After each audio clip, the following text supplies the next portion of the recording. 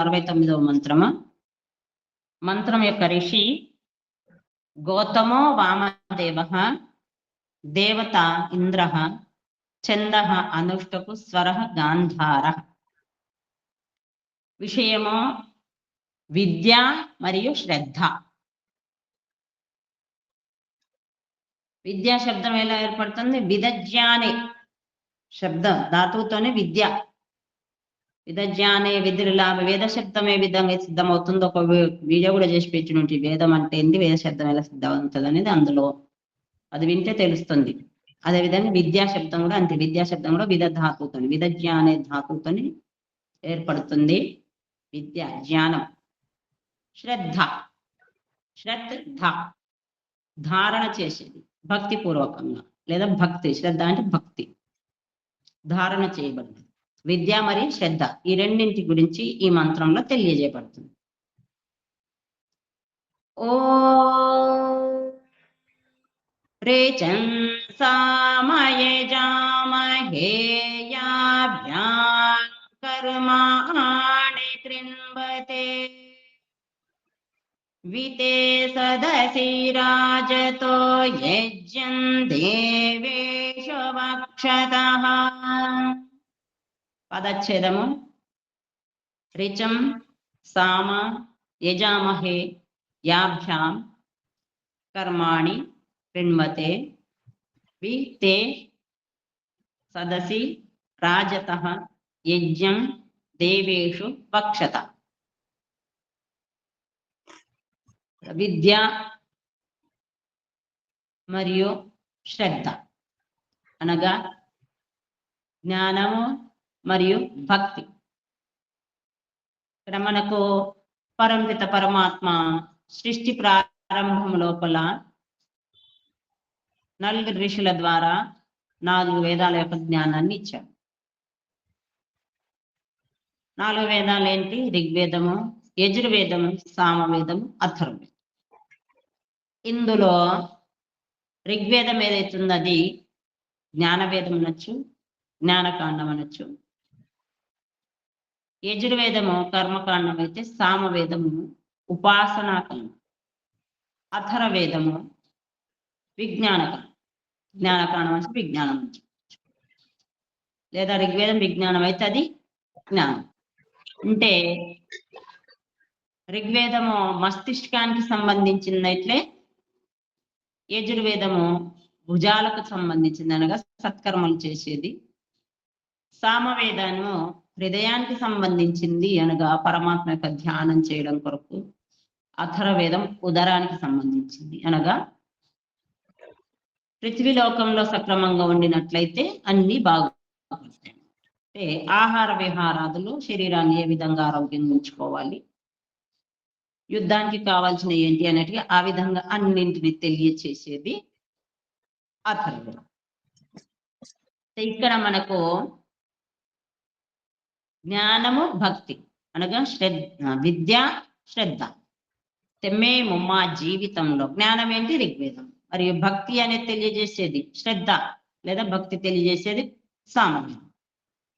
మేము మా జీవితాలలో రిచం, రిచం అనగా విజ్ఞానాన్ని, అనగా ఋగ్వేదాన్ని, రిచ ఋగ్వేదం అవుతుందో ఋగ్వేదంలో, మరియు సామ భక్తి లేదా ఉపాసనను, లేదా సామవేదం యొక్క ఏదైతే సారం ఉందో దానిని యజామహే సమన్వయం చేసుకుంటాం. భక్తిని అనగా జ్ఞాన విద్యను మరియు శ్రద్ధను సమన్వయం చేసుకుంటాం. జ్ఞానాన్ని మరియు భక్తిని సమన్వయం చేసుకుంటాము. మనకి ఇదివరకు కూడా ఎన్నిసార్లు వచ్చింది. పక్షుల యొక్క రెక్కల మాదిరిగా, పక్షులకు ఒకే రెక్క ఉండింది అనుకోండి, అవి ఎగరలేవు. ఏ ఒక్క రెక్క ఉన్నా 2 ఉంటేనే ఎగరగలుగుతాయి. ఆ విధంగా మానవునికి కూడా ముఖ్యంగా కావాల్సింది ఏంటి అంటే జ్ఞానము, భక్తి, విద్య, శ్రద్ధ. ఈ రోజులలో విద్యావంతులు, మీరు విద్యావంతులు కాదు అంటే చాలా ఇంత విద్య నేర్చుకున్నారండి, ఇన్ని డిగ్రీలు సంపాదించి, అది విద్య కాదు. ఏదైతే జీవుని యొక్క తత్వాన్ని తెలియజేస్తుందో, ఏదైతే ప్రకృతి యొక్క తత్వాన్ని, ప్రపంచం యొక్క తత్వాన్ని తెలియజేస్తుందో, ఏదైతే పరమాత్మ తత్వాన్ని తెలియజేస్తుందో అదే విద్య. అంటే జీవుణ్ణి, ప్రకృతిని, మరి పరమాత్మని ఈ విధంగా తెలుసుకున్నారు అంటే, ఈ ప్రపంచాన్ని తెలుసుకున్నాడు, దేవుణ్ణి తెలుసుకునే, జీవుని తెలుసుకున్నా అంటే మొత్తం విద్య వచ్చినట్టు. ఆ డిగ్రీలు ఏం పనిచేయ, అన్ని కూడా అందులోనే వస్తున్నాయి. కాబట్టి ఇక్కడ విద్య అనేది వేదమే. ఋగ్వేదం ద్వారా ఏదైతుందో జ్ఞానం అనగా ప్రతి పదార్థం యొక్క, ప్రతిసారి మనం చెప్పుకున్నాం త్రిణం నుండి మొదలుకొని పరమాత్మ వరకు అని, అంటే ప్రతి పదార్థం యొక్క జ్ఞానాన్ని కలగజేసేది. ప్రతి పదార్థం యొక్క ఏదైతే జ్ఞానం ఉందో, తత్వం ఉందో దాన్ని తెలియజేసేది ఋగ్వేదం. కాబట్టి ఋగ్వేదం యొక్క జ్ఞానాన్ని సంపూర్ణంగా తెలుసుకోవడము, జ్ఞానవంతుడయ్యాడు. మరి జ్ఞానం ఒకటే పనిచేస్తుందా? అక్కడ జ్ఞానం ఉన్నది కానీ భక్తి లేదనుకోండి, లేదా శ్రద్ధ లేదనుకోండి, ఏం చేయలేడు. శ్రద్ధ లేనప్పుడు జ్ఞానం అయితే కలిగింది. ఏం జ్ఞానం కలిగింది? ఒక మోటార్ ఉంది మనకు, ఆ మోటార్ నడిపించడానికి అది ఎట్లా నడుస్తుంది, ఏం చేయాలి, ఏ విధంగా నడిపించాలి, అంత పూర్తిగా జ్ఞానం ఉంది. సక్రమంగా నడిపించేటువంటి పద్ధతి, నడిపించేటువంటి జ్ఞానం ఉంది. కానీ దాన్ని నడిపించేందుకు శ్రద్ధ లేదు, అది పని చెయ్యదు, అది ఉపయోగపడదు. అదేవిధంగా నడిపించాలనేటువంటి కోరిక ఉంది, బండి ఉన్నది, కానీ దాని యొక్క జ్ఞానం లేదు, అప్పుడు కూడా పనిచేయదు. కాబట్టి రెండూ ఉండాలి, జ్ఞానము ఉండాలి, శ్రద్ధ కూడా ఉండాలి. దాని యొక్క పూర్తిగా జ్ఞానం తెలిసి నడిపించాలి, ఏ విధంగా నడిపించాలి, ఎట్లా తీసుకెళ్ళి, ఎలా ఉండాలి, ఏ పార్ట్ని ఏ విధంగా ఉపయోగించుకోవాలనేది తెలిసినప్పుడు, దాన్ని శ్రద్ధ ఉందనుకున్నప్పుడు అది బాగా నడిపించుకుంటాం. ఒకవేళ జ్ఞానం ఉంది, నడిపించే శ్రద్ధ లేకపోతే అక్కడే పడి ఉంటుంది. నడిపించేటువంటి శ్రద్ధ ఉంది, జ్ఞానం లేదు. అది ఆ విధంగా జ్ఞానం లేనప్పుడు నడిపిస్తే అది ఎక్కడ పోతుందో తెలియదు. ఆ విధంగా రెండూ ఉండాలి, రెండింటిని సమన్వయం చేసుకోవాలి. అదే చెప్తున్నారు, జ్ఞానాన్ని మరియు భక్తిని మేము రెండింటిని యజామహే సమన్వయం చేసుకుంటాము. నేను మస్తిష్కమును జ్ఞానముతో పరిపూర్ణం చేసుకునేందుకు ప్రయత్నిస్తాను. నేను జ్ఞానాన్ని, నా యొక్క మస్తిష్కం ఎందుకు ఇచ్చిన పరమాత్మ? జ్ఞానం నింపుకోవడం కొరకు. ఇతర ప్రాణులకు కూడా బుద్ధి ఉన్నది, కానీ ఆ బుద్ధి ఎంతవరకు? వాటికి జీవితానికి సంబంధించినది ఎంత ఉందో అంతవరకే ఆ బుద్ధి పనిచేస్తుంది, ఇంకా ఎక్కువగా పనిచేయదు. కానీ మానవుని యొక్క బుద్ధి ఏదైతుందో అది ఎంత అంటే అంత గొప్పగా చేసుకోవచ్చు.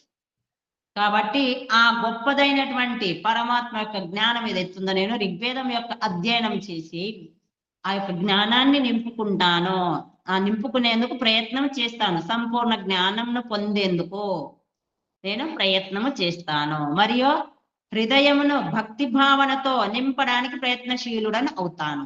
హృదయాన్ని ఏం చేస్తాను? ఏదైతే జ్ఞానం పొందానో, జ్ఞానం పొందిన తర్వాత మరి హృదయం కూడా, జ్ఞానంతో పాటుగా నా యొక్క హృదయాన్ని కూడా నేను పూర్తిగా శ్రద్ధను హృదయంలో కూడా శ్రద్ధను నింపుకుంటాను. అనగా శ్రద్ధాపూర్వకంగా జ్ఞానాన్ని పొందుతాను, శ్రద్ధాపూర్వకంగా నేను దాన్ని ఉపయోగించుకుంటాను. ఆ విధంగా నేను యత్నశీలుడను, ఆ విధమైన ప్రయత్నం శీలుడను అవుతాను. అథర్వవేదం యొక్క మూర్ధానమస్య సంసీవ్య అథర్వ హృదయం చ యత్. అథర్వేదం చెప్తుందంటే, అథర్వేదం విషయం ఏంటంటే, ఈ ఉపదేశానుసారము మస్తిష్కమును మరియు హృదయాన్ని కుట్టడానికి, కలపడానికి ప్రయత్నిస్తాను. అథర్వేదం ఏంటి అంటే, ఏదైతే జ్ఞానాన్ని నింపుకోవడానికి మరియు హృదయం లోపల ప్రేమను నింపుకోవడానికి, దాన్ని రెండింటిని కలపడానికి అథర్వేదం. అనగా అథర్వేదం భోజనాన్ని ఏ విధంగా చేసుకోవాలనేది చెప్తుంది. అదే విధంగా లోకంలో అందరితో ఏ విధంగా మెదులుకోవాలి, ఎవరి రోగాన్ని ఏ విధంగా నయం చేయాలి, ఏ రకంగా ఉండాలి, ఆ విధంగా తెలియజేస్తారు. అంటే ఎవరైతే మన యొక్క ఆరోగ్యం బాగుంటే ఇంద్రియాలు సక్రమంగా పనిచేస్తాయి, అది ఆనందంగా ఉంటాయి. అదే విధంగా మనం తెలుసుకున్న దాన్ని ఇతరులకు కూడా బాగు చేయడానికి ఉపయోగిస్తే ఏమవుతుంది? వాళ్ళు కూడా మనతో సంబంధం ఏర్పరచుకుంటారు. అంటే కుట్టడం, కలపడం. ఈ విధంగా మస్తిష్కంను మరియు హృదయాన్ని కుట్టడానికి ఉపయోగిస్తున్నాను. అంటే నేను మా అథర్వేదం యొక్క స్వాధ్యాయం చేసి కూడా నేను అధ్యయనం చేసి ఈ రెండింటిని సమన్వయం చేసుకునేందుకు ఉపయోగించుకుంటాను. అనగా మస్తిష్కం మరియు హృదయం ఈ రెండింటిని సమన్వయం చేయడం. ఏ విధంగా సామవేదం ఋగ్వేదంలో లీనమైందో, సామవేదం ఏదైతుందో ఋగ్వేదంలో నుంచి తీసినటువంటి మంత్రాలే అని చెప్తారు. కాబట్టి ఋగ్వేదంలో సామవేదం ఏదైతుందో భక్తి అనేది వచ్చింది, ఆ ఋగ్వేదంలో నుంచి తీసిందే. ఏ విధంగా అయితే లేదా జ్ఞానాన్ని పొందిన తర్వాత భక్తిని అందులో నింపుకున్నట్లయితే పూర్తిగా లీనమైపోతున్నాం, జ్ఞానంలో లీనమైపోవడం. ఆ విధంగా ఋగ్వేదంలో లీనమైంది అనగా కలిసిపోయిందో, అదే విధంగా నేను నా జ్ఞానంలో శ్రద్ధను భక్తిని ఏదైతే ఋగ్వేదం ఏదైతుందో సామవేదం అయితుందో అది ఋగ్వేదంలో కలిసిపోయింది అనగా సంపూర్ణ జ్ఞానం పొందాలంటే దానిని ఏ విధంగా ఉపయోగించుకోవాలనేటువంటి సామవేదంలో అనగా భక్తి పూర్వకంగా. ఆ విధంగా నేను జ్ఞానంలో శ్రద్ధను మరియు భక్తిని సమావేశం లీనం చేస్తాను. జ్ఞానం ఏదైతుందో దాంట్లో శ్రద్ధను మరియు భక్తిని, శ్రద్ధను లేదా అనగా భక్తిని, శ్రద్ధ అవుతుంది దాన్ని అంటే జ్ఞానం లోపల శ్రద్ధను నింపుతాను, శ్రద్ధను కలిపేస్తాను, లేదా జ్ఞానం లోపల భక్తిని కలిపేస్తాను. శ్రద్ధ అన్న భక్తి అన్న ఒకటే. జ్ఞానం లోపల శ్రద్ధను సమావేశం చేస్తాను. జ్ఞానమే శక్తి, భక్తి దానిని క్రియ ఆచరణగా మారుస్తుంది. జ్ఞానం ఏదైతుందో దాన్ని శక్తిగా చేరుస్తుంది, భక్తిగా మారుస్తుంది అనమాట. అందుకనే దానిలో కలిపేస్తాను. ఆ విధంగా యాభ్యాం ఏ జ్ఞానము మరియు భక్తి ద్వారా కర్మలను క్రిన్వ తెచ్చేస్తారు. యాభ్యాం అనగా రెండింటి యొక్క, యాభ్యాం అంటే ద్వివచనం ఇక్కడ. ఏ రెండు అవుతున్నాయో ఆ రెండింటి భక్తి ద్వారా, రెండింటి ద్వారా అనగా భక్తి మరియు జ్ఞానం ద్వారా కర్మలను క్రిన్వ తెచ్చేస్తారో, జ్ఞానపూర్వకంగా భక్తితో శ్రద్ధతో ఎవరైతే కర్మలు చేస్తారో అది యజుర్వేదం. ఆ జ్ఞానము మరియు భక్తిని నేను నా జీవితంలో సమన్వయం చేసుకుంటాను. జ్ఞానపూర్వకంగా భక్తిపూర్వకంగా సత్కర్మలు చేస్తాను. అదాన్ని కూడా నేను అనగా సత్కర్మల ద్వారా కూడా జ్ఞానాన్ని భక్తిని సమన్వయం చేసుకుంటాను. అథర్వవేదం ద్వారా కూడా జ్ఞానాన్ని భక్తిని సమన్వయం చేసుకుంటాను. అదే విధంగా యజుర్వేదం ద్వారా అనగా కర్మల ద్వారా, ఉత్తమ కర్మల ద్వారా నా యొక్క జ్ఞానాన్ని భక్తిని సమన్వయం చేసుకుంటాను. ఈ రెండు కలిసి ఉండేటువంటివి సదసి సభలో లేదా జీవుని నివాస స్థానభూతమైనటువంటి ఈ శరీరములో భక్తి మరియు జ్ఞానం ఈ రెండు ఎక్కడ కలుస్తాయి అంటే, జీవుడైతే ఎక్కడైతే ఉన్నాడో నివాస స్థానము, ఎక్కడైతే జీవుడు నివసించో ఆ శరీరం లోపల విశేషంగా దీప్తి ప్రకాశింప చేసేవి అవుతాయి. ఇవి రెండు ఎప్పుడు తెలియజేయబడతాయి అంటే, జీవుడు ఏ శరీరంలో అయితే ఉంటాడో అక్కడ తెలియజేయబడతాయి. జీవుడు నివసించేటువంటి స్థానం. అన్ని ఎన్నో యోనులు ఉన్నాయి, యోనిలలో అంతటా నివసిస్తున్నాడు. కానీ ఉత్తమంగా నివాసం ఏర్పరిచింది ఏదైతుందో అది మానవ శరీరం. ఆ మానవ శరీరం లోపల ఎక్కడైతే జీవుడు ఉన్నాడో అక్కడ అది విశేషంగా ప్రకాశింపబడుతుంది అనగా జీవుని లోపల ప్రకాశింపబడుతుంది. ఒకే జ్ఞానం కలవాడు. ఆ విధంగా జీవుడు ఒకటే జ్ఞానం కలిగిన వాడైతే ఏమవుతుంది, శోభించడు. ఒక జ్ఞానాన్ని పొందినటువంటి వాడు ప్రకాశించడు. ఇందాక చెప్పుకున్నట్లు ఒక జ్ఞానం ఉన్నదంటే మనము ఒక ఉదాహరణ చెప్పుకున్నాం కదా, ఏదైనా సరే ఒక బండి ఉదాహరణ చెప్పాను, ఇంకేదైనా తీసుకోవచ్చు ఉదాహరణ. భోజనమే ఉందనుకోండి, లేదా ఔషధం, శరీరానికి ఔషధం, భోజనమే ఔషధం కదా. అంటే శరీరం లోపల ఏదైతే ఏ రకంగా ఉందో ఆ రకంగా తెలుసుకున్నటువంటి జ్ఞానం ఉంది, కానీ తినాలనే శ్రద్ధ లేదు. అప్పుడు పనిచేస్తుంది, అది శరీరానికి ఉపయోగపడదు. మరి భోజనం అయితే చేస్తున్నాం, కానీ ఏ పదార్థం తీసుకోవాలో జ్ఞానం లేదు. అప్పుడు కూడా అది ఏది పడితే అది తింటే శరీరం పనిచేయదు. రెండు రకాలుగా జ్ఞానం ఉంది, భోజనం ఉంది, కానీ తీసుకోవడం లేదు అనగా శ్రద్ధ లేదు. అప్పుడు శరీరం పనిచేయాలి. అంటే ఎన్ని రకాలుగా మనం ఉదాహరణలు చెప్పుకోవచ్చు ఈ ప్రపంచంలో.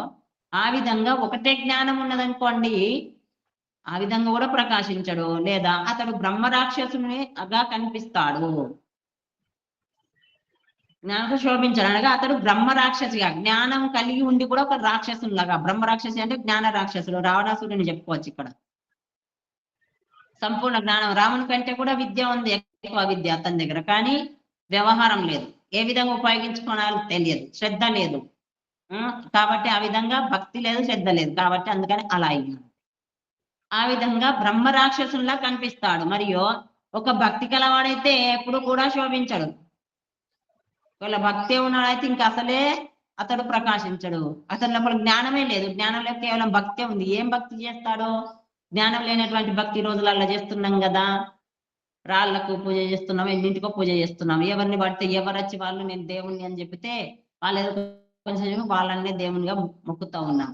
కాబట్టి ఆ విధంగా మొక్కు ఇంకేం చేస్తున్నామో ఆ దేవతలు ఏవో గొప్పవి కాబట్టి వాటికి ప్రాణులను బలి ఇవ్వాలి. బలి అనేసరికి ఏమనుకుంటాం, చంపడమే బలి అనుకుంటాం. చంపడమే బలి అనుకుని ఏం చేస్తున్నాం, ఇతర ప్రాణులను ఎంత ఆహ్లాదకరంగా ప్రాణాలను బలిస్తారు. అక్కడ తీసుకువెళ్ళి పాపము మేక గాని, గొర్రె కాని, కోడి కాని, ఇంకేదైనా వస్తువు కానీ అక్కడ తీసుకెళ్లి దాన్ని కొయ్యడానికి తీసుకెళ్తే పాపం అది ఎంత అరుస్తా ఉంటే కూడా చుట్టుపక్కల ఉండి ఎంత ఆనందాన్ని పొందుతారో. మొన్న ఒక మాట చెప్పుకున్నాం కదా, మ్లేచ్చులు అని.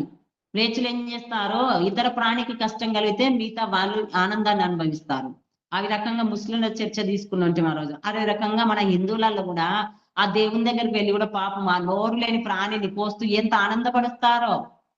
అందరూ ఒక్కలన్నా అడ్డం వెళ్ళారే చంపుతా ఉంటే ఇంకా పట్టుకుంటా ఉంటారు, సహకరిస్తా ఉంటారు. కాళ్ళు చేతులు కొట్టుకుంటా అంటే పట్టుకుంటారు. వాళ్ళకి మనకి తేడా ఉందా? అందుకే అందరూ మ్లేచ్చులే, కేవలం ముస్లింలే కాదు. ఎవరైతే ఇలాంటి పనులు నిర్దయులు ఉంటారో వాళ్ళంతా మ్లేచ్చులే. అందుకే మ్లేచ్ఛో వై మా భూమ ఇది అధ్యేయం వ్యాకరణం అని చెప్పబడింది అక్కడ. మ్లేచ్ఛలం కాకుండా ఉండాలి కాబట్టి మేము వ్యాకరణాన్ని అధ్యయనం చెయ్యాలి. వ్యాకరణం ఏంటి? వేద మంత్రాలు ఏవైతున్నాయో, సంస్కృతం శబ్దాలు ఏవైతున్నాయో వేదాల లోపల మనం సంస్కృతం అనుకో, దానికి ఆ శబ్దాలు ఏ విధంగా తయారైతే వాటి యొక్క నిజమైనటువంటి అర్థం ఏంటి తెలియచేసేదన్నమాట. ఆ విధంగా వ్యాకరణం చదవాలి అని చెప్పబడింది. కాబట్టి ఇక్కడ ఒకవేళ భక్తే ఉంది కానీ జ్ఞానం లేదనుకోండి, జ్ఞానం లేకపోతే ఆ విధంగా ఎన్ని పనులు చేస్తున్నాం వికృతంగా. దేవుడు అని చెప్పుకుడు, దేవుడు ఇది చేయమన్నాడు, అది చేయమన్నాడు. మన సుఖం కొరకు మనం ఆనందంగా ఉంటే సరిపోయింది. ఒకవేళ బలిస్తే దాన్ని బలిస్తే మనం హాయిగా బ్రతుకుతాం 100 సంవత్సరాలు అంటే, ఒక ప్రాణిని బలి తీసుకొని మనం బ్రతకడం ఏంటి? మనం ఎందుకు ఇవ్వాలి? భగవంతుని బలి మనమేంటి ఇచ్చేది? మనల్ని అందరిని కలిపి ఒక్కసారి బలి చేసిందంటే అప్పుడు తెలుస్తుంది ఆ బలి. బలి అంటే ఏందనుకుంటున్నారు? బలి అంటే అన్నము. ఇతర ప్రాణులకు అన్నాన్ని పెట్టాలి, ఇతర ప్రాణుల పట్ల దయ చూపెట్టడం, ఇతర ప్రాణుల పట్ల కరుణ చూపెట్టడము. కాబట్టి అజ్ఞానం కారణంగా భక్తి అయితే ఉంది, శ్రద్ధాలుడే, శ్రద్ధ మస్తున్న చాలా శ్రద్ధ దేవుని పట్ల. ఇంత మాకు చాలా శ్రద్ధ అండి, ఈ దేవుడు అంటే శ్రద్ధ, మాకు ఆ దేవుడు అంటే శ్రద్ధ అండి. అందుకనే మేము ఇన్ని కోళ్ళను కోసాం, ఇన్ని మేకలను కోసాం, ఇన్ని కొబ్బరికాయలను కొట్టామండి. అక్కడ చెయ్యాల్సింది బలి ఇవ్వాల్సింది. ఒకవేళ ఆ ప్రాణినే బలి అనుకుంటే, మనం బలి అంటే త్యజించడం, చెయ్యాల్సింది ఏంది అంటే అక్కడ మనలో ఉన్నటువంటి రాక్షసత్వాలు ఏవైతున్నాయో వాటిని బలి ఇవ్వండి, అక్కడ వాటిని సమర్పించండి. అప్పుడు ఒప్పుకుంటాం. మీరు ఎన్ని మూర్తి పూజలు చేసినా నేనేమను. అలానే నాకు భగవంతుడు జ్ఞానం కలిగిస్తాడని. ఎందుకంటే ఆ మనలో ఉన్నటువంటి కామక్రోధాదులు బలైపోయాని అంటే అక్కడ మనసు పవిత్రం అవుతుంది, బుద్ధి పవిత్రం అవుతుంది. కాబట్టి అక్కడ జ్ఞానాన్ని పొందేటువంటి అవకాశం ఉంటుంది. అప్పుడు అసలైనటువంటి పరమాత్మను తెలుసుకుంటాం. కాబట్టి ఇక్కడ శ్రద్ధ ఉంది కానీ జ్ఞానం లేదు. ఇక అతను మొత్తం మూర్ఖుడే అనుకోండి, ఇక ఎందుకు పనికిరాని లాగా.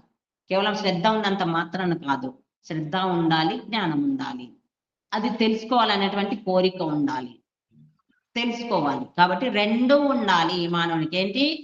జ్ఞానము మరియు శ్రద్ధ, జ్ఞానము మరియు భక్తి రెండు ఉన్నప్పుడే అతడు ప్రకాశిస్తాడు, జ్ఞానాన్ని పొంది గొప్పవాడు అవుతాడు. ఈ జ్ఞానము మరియు శ్రద్ధ కలిసి దేవేషు విద్వాంసులలో జ్ఞానం మరియు శ్రద్ధ అవుతుంది. అవి రెండు కలిసి దేవేషు అనగా విద్వాంసులలో యజ్ఞం ఉత్తమ కర్మలను, యజ్ఞం అంటే ఇక్కడ ఉత్తమ కర్మలను యజ్ఞం అని చెప్పబడింది. కేవలం అగ్నిహోత్రమే కాదు, ఉత్తమ కర్మలను యజ్ఞం అంటారు, త్యాగం చేయడం కూడా యజ్ఞం అంటారు, సత్కర్మలు చేయడం యజ్ఞం. ఈ అగ్నిహోత్రం కాకుండా ఎన్నో ఉంటాయి. కాబట్టి ఉత్తమ కర్మలను వక్షత చేయిస్తాయి. ఈ రెండు ఏవైతున్నాయో ఈ రెండు కలిసి విద్వాంసుల ద్వారా ఉత్తమ కర్మలను చేయిస్తాయి. విద్వాంసులు ఎవరంటారు? ఎవరైతే జ్ఞానము మరియు భక్తి ఉన్నారో వాళ్ళే విద్వాంసులు అన్నమాట. కాబట్టి ఈ రెండు ఎవరి లోపలైతేనో వాళ్ళ ద్వారా ఉత్తమ కర్మలను చేయిస్తాయి. యదేవ శ్రద్ధయా విద్యయా క్రియతే తదేవ వీర్యవత్తరం భవతి. యత్ ఏవా ఏదైతే శ్రద్ధయా శ్రద్ధాపూర్వకంగా, విద్యయా జ్ఞానపూర్వకంగా లేదా విద్య ద్వారా క్రియతే చేయబడుతుందో, శ్రద్ధాపూర్వకంగా మరియు జ్ఞానపూర్వకంగా ఏదైతే చేయబడుతుందో, క్రియతే చేయబడుతుందో తత్ ఏవ అదే వీర్యవత్తరం భవతి.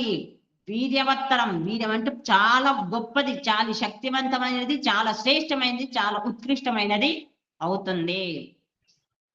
ఉపనిషత్తు ఇదే ఎక్కడ చెప్పామో ఉపనిషత్తు యొక్క ఈ వచనానుసారము శ్రద్ధ మరియు జ్ఞానం యొక్క సమన్వయముతోనే వారిలో ఉత్తమ దివ్య గుణాలు ఉత్పన్నం అవుతాయి. ఈ ఉపనిషత్ వచనానుసారం శ్రద్ధ మరియు జ్ఞానం ఏదైతే ఉందో ఆ రెండింటి యొక్క సమన్వయం ద్వారానే ఉత్తమ దివ్య గుణాలు ఆ జీవుని లోపల లేదా ఆ వ్యక్తి లోపల ఉత్తమమైనటువంటి దివ్య గుణాలు ఉత్పన్నమవుతాయి. మరియు వారు వామదేవులు అనబడతారు. అప్పుడు ఉత్తమ గుణాలు దివ్య గుణాలు ఉత్పన్నమవుతాయి. అప్పుడు ఏమంటారు? వారిని వామదేవులు. మరియు ప్రశస్తమైనటువంటి ఇంద్రియాలు కల వారై గోతములు అనబడతారు. ఎప్పుడైతే దివ్య గుణాలు ఉత్పన్నమవుతాయి అప్పుడు ఇంద్రియాలు కూడా సరైన మార్గంలో తీసుకెళ్లేటి కాబట్టి అందుకని గోతములు అని శ్రేష్టమైనటువంటి ఇంద్రియాలు కలిగిన వారిని గోతములు. మనము ఋగ్వేదము సామవేదము ఏదైతే ఉందో సామయోని రిచా పైన చేయబడే సామగానం, ఋగ్వేదంలోని మంత్రాలను కొన్నింటిని ఆ వాటిపైననే చేయబడేటువంటి సామగానం ఏదైతుందో ఆ సామగానము ఈ అన్ని యోగ్యులైనటువంటి అనగా వేద సామగానం కానీ వేద మంత్రాలు కానీ ఏవైతున్నాయో స్వర సహితంగా వేద మంత్రాలు నేర్చుకోవాలి, సామగానం నేర్చుకోవాలి. ఇవన్నీ కూడా ఎలా? మరి యోగ్యులైనటువంటి గురువులతో, యోగ్యులైనటువంటి వారు ఎవరైతే ఉన్నారో సరైన గురువుల ద్వారా అర్థజ్ఞానపూర్వకంగా స్వరసహితంగా అర్థపూర్వకంగా చదివి ఇంటిలో మన ఇంటిలో మరియు సభలలో మరియు విభిన్న సమారోహాలలో ఇంట్లో మరియు సభల యందు ఇంకా అక్కడక్కడ జరిగేటువంటి సమారోహాలు చేస్తారు కదా, ఏమంటారు ఫంక్షన్లు అంటాం కదా, ఆ విధమైన ఉత్సవాలు ఎక్కడైతే జరుపుతారో సమారోహాలు ఉత్సవాలు జరిపే దగ్గర సస్వర వేద పాఠము మరియు సామగానము చెయ్యాలి.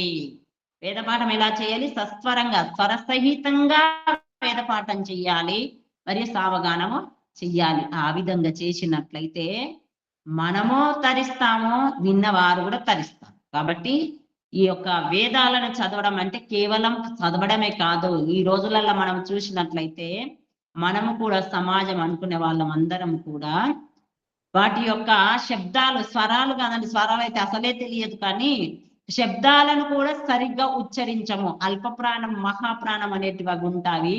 మరియు హ్రస్వము దీర్ఘము వీటిని ఏ విధంగా ఉచ్చరించాలనో ఆ విధంగా ఉచ్చరిస్తేనే దానికి సరి అయినటువంటి అర్థం వస్తుంది.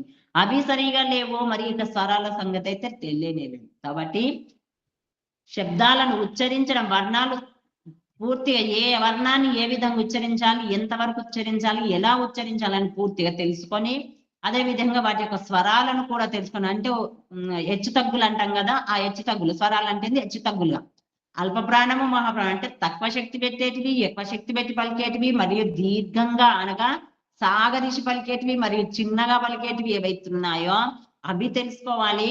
అదే విధంగా హెచ్చు తగ్గులు స్వరాలు ఏంటి? హెచ్చు తగ్గులు తెలియజేసేది, మధ్యలో ఉండడం, కిందికి వెళ్ళడం, పైకి వెళ్ళడం, అవి తెలుసుకొని ఆ విధంగానే ఇంట్లో కూడా చెయ్యాలి వేద పాఠం నిత్యము. అది మరి అర్థ సహితంగా ఆ విధంగా చెయ్యాలి అనేది ఇక్కడ చెప్పవు ఈ మంత్రం ద్వారా.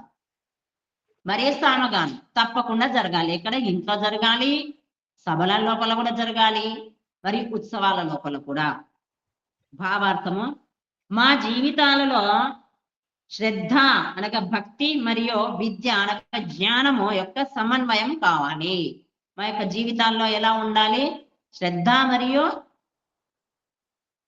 విద్య లేదా భక్తి లేదా జ్ఞానం ఇవి రెండు కూడా సమన్వయం అయి ఉండాలి. ఏ విధంగా? అర్థపూర్వకంగా స్వరసహితంగా. ఈ విధంగా వేద మంత్రాల యొక్క ఉచ్చారణ జరగాలి. ఈ 4 వేదాలను ఈ విధంగా ఉపయోగించుకుంటే ఇక స్వర్లోకాన్ని చేరుకోడా జీవుడు? తప్పకుండా చేరుకుంటాడు. కాబట్టి ఆ ప్రయత్నము చెయ్యాలి. ప్రతి ఒక్కరూ ఆ విధంగా ప్రయత్నం చెయ్యాలి. శ్రద్ధ ఉంటే నేర్చుకోవాలనేటువంటి కోరుకుంటే వయసుతో సంబంధం ఉండదు. మేము అక్కడికి ఆంధ్రకు కర్నూలుకి అక్కడ కార్యక్రమంకి వెళ్ళినప్పుడు ఒక చర్చ జరిగింది. అదే స్వరాల కారణంగా ఒక గురువు గారు స్వరాలు నాకు నేర్చుకునేటువంటి భాగ్యం కలగలేదు, ఇప్పుడు ఇక వయసు అయిపోయింది, ఎక్కడ నేర్చుకుంటాను అని అన్నారు. అంటే నేర్చుకోవడానికి వయసుతో సంబంధం ఉండదు. అక్కడ వయస్సు అనేది శరీరానికి కానీ జీవునికి కాదు. అది గుర్తుపెట్టుకోవాల్సింది. మనం ఎవరమైనా, నేను అది ఎందుకు గుర్తు చేశానంటే వాళ్ళని ఏదో చిన్న చూపు చూడడం కాదండి. ఇక్కడ మనం కూడా అందరం అలానే ఉన్నాం కాబట్టి మీరు కూడా అంటారేమో అని చెప్పి నేను చెప్తున్నాను. మా వయసు ఎక్కడండి నేర్చుకునేటట్టు అనేది కాకుండా, శరీరానికే వయసు, ఆత్మకు వయసు లేదు. ఏ వయసులో అయినా సరే ఇందాక వచ్చినట్లు శ్రద్ధ ఉన్నది అంటే, భక్తి ఉంటే, కోరిక ఉంటే నేర్చుకోవచ్చు. ఆ విధంగా శ్రద్ధను, భక్తిని పెంచుకొని నేర్చుకోవడానికి ప్రయత్నం చేస్తే తప్పకుండా వస్తాయి. కొందరికి తొందరగా వస్తాయి, కొందరికి ఆలస్యం అవుతుంది. చాలా సమయం పట్టొచ్చు. ఎందుకంటే ఇప్పటి వరకు మనం అన్ని తప్పులుగా నేర్చుకొని, తప్పులుగా నింపుకొని ఉన్నాం కాబట్టి వాటిని మార్చాలంటే మళ్ళీ వాటిని సమన్వయం చేయాలి. దాన్ని సరిగ్గా చేసుకోవాలి అంటే సమయం పడుతుంది. కాబట్టి కానీ వెనుకంజ వేయకుండా నేర్చుకోవడానికి ప్రయత్నం చేస్తే మంచిది. అర్థాలైతే ఎలాగో తెలుసుకుంటున్నామో వాటి యొక్క ఉచ్చారణ కూడా సరి అయినదిగా రావాలి. సరిగ్గా ఉండాలి. స్వరాలు సరిగ్గా ఉండాలి. హ్రస్వ దీర్ఘాలు, అల్ప ప్రాణాలు, సంయుక్తాక్షరాలు ఏవైతున్నాయో వాటన్నింటిని ఏ విధంగా పలకాలి, ఎక్కడ విడదీయాలి, ఎలా విడదీయాలి అవన్నీ తెలిసి ఉంటే బాగుంటుంది. ఆ విధంగా తెలుసుకొని చదివామంటే ఇక ఎలా ఉంటుంది చెప్పండి? జనక మహారాజు యొక్క రాజ్యం ఎలా ఉందో ఆ విధంగా అవుతుంది మన రాజ్యం కూడా. కాబట్టి ఆ విధంగా ప్రయత్నం చేయాలి. ఈ మంత్రం ద్వారా మనం తెలుసుకున్నాం ఏంటంటే జ్ఞానము ఉండాలి, భక్తి ఉండాలి. మరియు అవి ఎలా ఉండాలి అంటే పూర్తిగా శుద్ధమైనటువంటి వాటితో ఉండాలనేది, ఆ విధంగా ప్రతి ఇంట్లో నడవాలి, వేద ఘోష జరగాలి అనేది దీని ద్వారా తెలియజేయబడింది. ఆ విధంగా మనం ప్రయత్నం చేసి జ్ఞానాన్ని పొందుదాము. అది భక్తి పూర్వకంగా. రెండింటిని మనము మన లోపల నింపుకొని జ్ఞానాన్ని నింపుకునేందుకు ప్రయత్నం చేద్దాము. శ్రద్ధాపూర్వకంగా, భక్తి పూర్వకంగా. ఈ విధంగా ఈ మంత్రం ద్వారా తెలుసుకున్నాము. ఓం శం.